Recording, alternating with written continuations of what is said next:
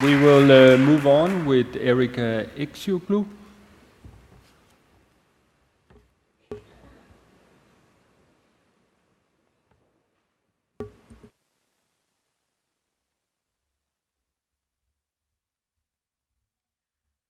Good morning. First, I would like to say thank you to the committee for allowing us to present our work here. I would also, I forgot to put the slide, but I don't have nothing to disclose. First, I would like to talk to you about Inflammaging. Our group focuses a lot on the microenvironment of MDS, inflammatory microenvironment of MDS. And Inflammaging itself is the process of aging and inflammation together that gives rise to a lot of the pathogenesis that we see in many diseases. And we have actively looking at it in the context of MDS. In particular, we have been focusing on the damp S100A9, which has been making splashes throughout, and it has been shown to be an important molecule driving a lot of the pathogenesis. Our work has been very active at looking at this, and we have published a lot already about on the subject. And what we have been looking most of it is how S100A9 both directly and indirectly can influence the pathogenesis of MDS. Indirectly through the activation of myeloid-derived suppressor cells, which also produce S100A9 and can directly kill hematopoietic stem progenitor cells through PD-1, PD-L1 ligation. But we have also shown that S100A9 directly can induce pyroptosis of HSPCs, which also contributes a lot to the pathogenesis of the disease. We have actually shown as well that we can, blocking this process itself, we have tried with many therapeutic agents. One of them that we have published, we have shown that if you block this, you can prevent a lot of the genomic instability and a lot of the processes that I'm going to explain today. Other groups, including Dr. Ibert's group and Randy Maker's group, have actually worked on this, confirmed the importance of S100A9 on this pathogenesis of MDS, and actually shown that it's an active participant on the development of this phenotype, including the genomic instability that we see in the disease. What we have been recently worked on using the S100A9 overexpressing mice is that through the aging process, when we wait long enough, we can actually see that the mice start to show metabolic dysfunction. For instance, like we see a lot of very visible weight gain, which actually translates into a lot of fat in the bone marrow microenvironment, which leads to smaller space for their hematopoietic cells to grow. This is due to the activation of a very specific gene called FTO, or fat and obesity associated gene, which we actually shown is upregulated in MDS. And FTO itself is the methylase of adenosines in RNA, and we have shown that in total RNA there's consistent demethylation that can be induced by adding recombinant human S100A9. If we either overexpress FTO with a lentiviral vector in primary healthy bone marrow cells, or add S100A9 or their combination, it seems to actually decrease colony formation, and we can restore some of that colony formation by knocking down FTO with a CRISPR vector.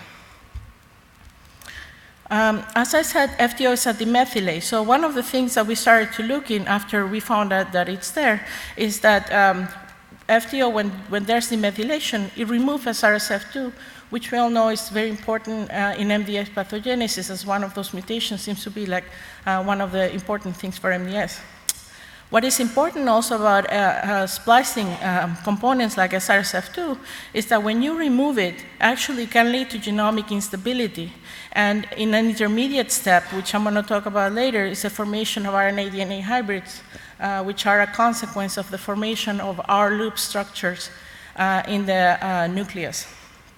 So what we see is that either through the addition of S100A9 or in MDS bone marrow, we see that there's colocalization of FTO with SRSF2.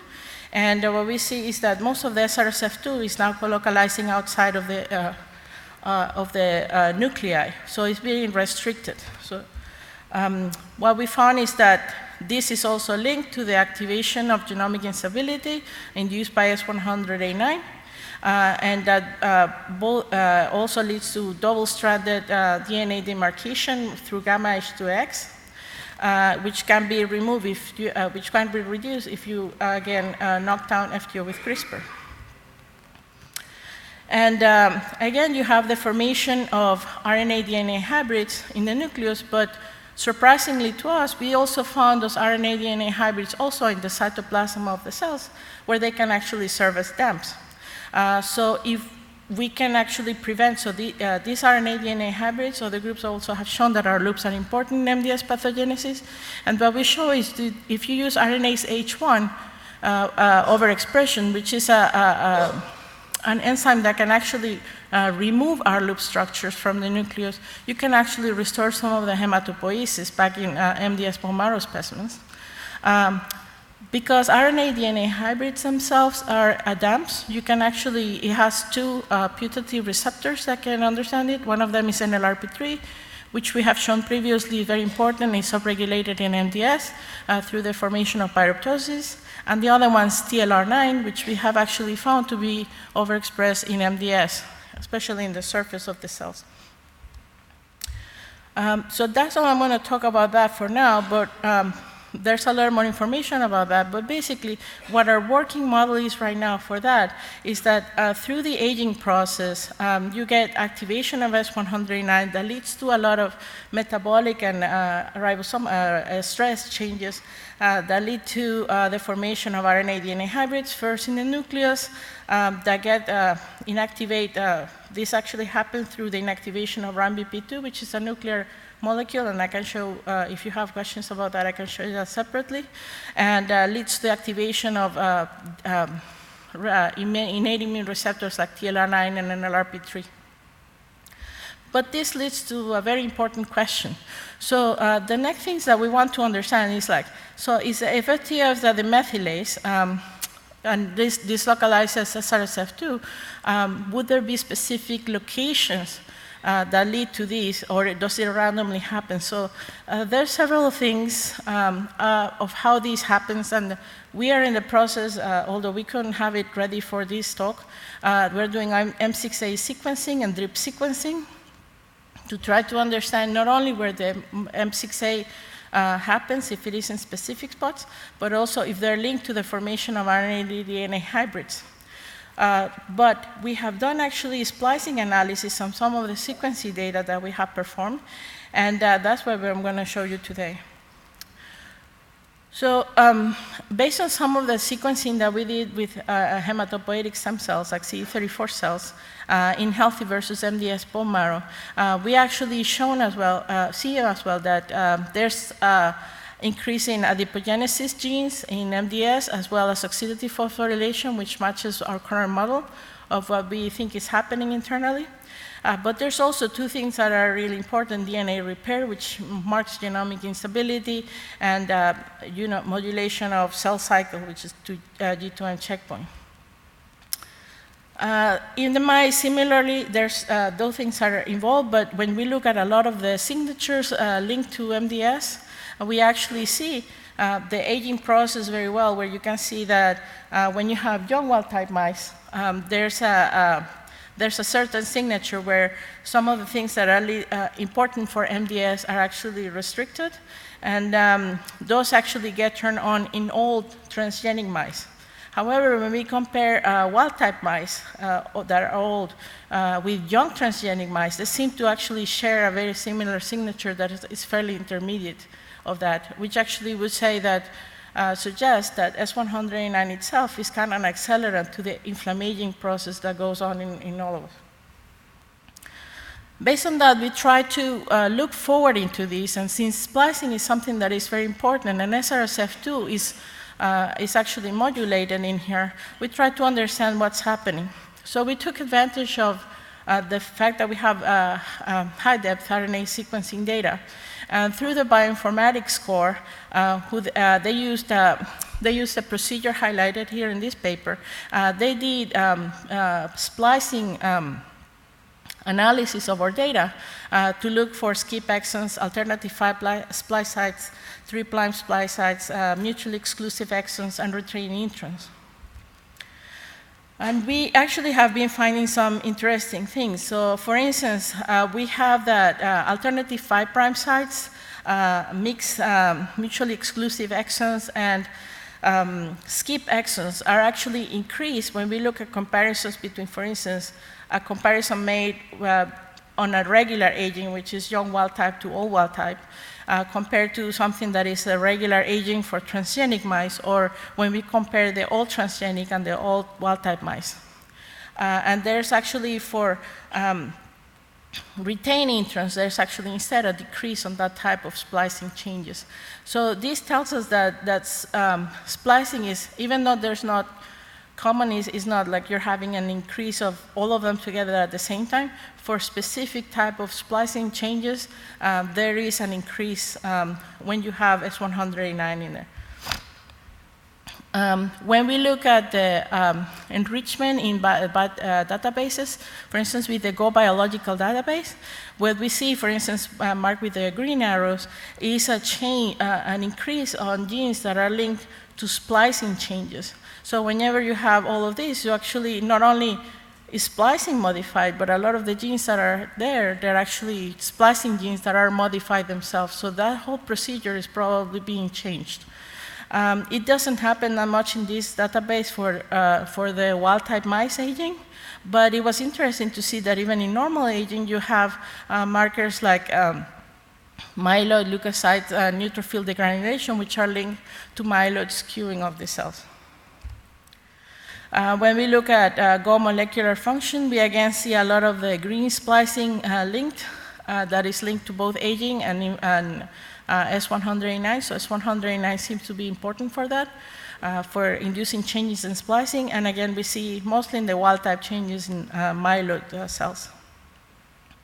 When we look at reactome, though, the things were a little bit changed, and we actually see more things that are cell cycle dependent, circadian rhythm changes. For instance, it has been shown that FTO plays a really important role in AML transformation, and it actually plays also a role linked to the clock genes, which are very important for that, and they actually came in here like BMAL1 and circadian clocks in general. When we look at the same databases for the human, we actually see more a signature that looks more the matched signatures that we saw on all the mice. So we see components of DNA repair, DNA damage, and we see DNA helicase activity, things that are linked to the formation of R loops. We also see things like RNA binding. So there seems to be a lot of match to what we see in MDS that is to the inflammaging process linked to this. So thanks to the RNA-seq data that we have on the analysis, we can correlate those findings to the S100A9 and FTO pathway. So it seems that this pathway is important. We've actually produced S100A9 FTO mice, which we're in the process of characterizing. We're hoping that when they have both genes, transgene overexpressed, that these mice actually have an acceleration of disease progression. And we observed that there's splicing changes that occur at specific events. There's not all of the type of splicing that gets changed, but in particular, the alternative 5', SE and MXC are increased, and RI is decreased, for instance. And so basically, there's these changes in spliceosomal changes, they lead to changes in the spliceosomal machinery itself. So it would be interesting for us to see, and that's something we're trying to understand, how is this changing over time. Hopefully by next time we have a meeting like this, we could present the data on the DRIP sequencing and the M6X sequencing. And we're also trying to understand, for instance, with human endogenous retroviruses, if that's one of the ways that RNA-DNA hybrids are happening in the cytoplasm.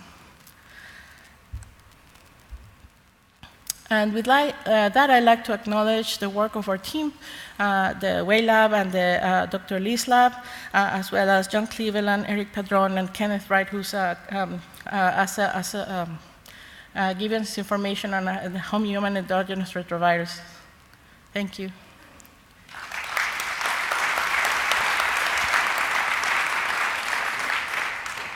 Questions?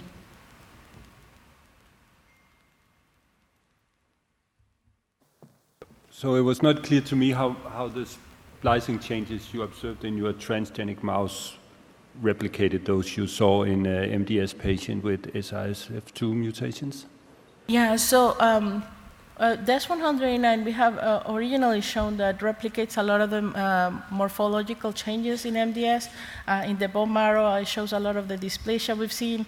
Actually, a lot of the, even though I didn't put it, a lot of the information that we've seen in the, with FTO, when we tried, we've actually found it first on the mice, and then when we look at the human samples, they actually match exactly what we've been seeing. So that has been reported by us before, and so we have seen that. So based on the fact that FTO seems to be an important driver of this, what we wanted to know if it is, if it is something that you have to add as well for it to come faster. What we've seen in the mice is that you only see that accumulation of FTO after you age the mice, for instance, 12 months. That's when you start seeing a lot of these changes. So what we thought is like if we have it overexpressed from earlier, you can see that at an earlier time point because you're inducing a lot of these changes earlier on the mice. Okay. Okay, thank you very much.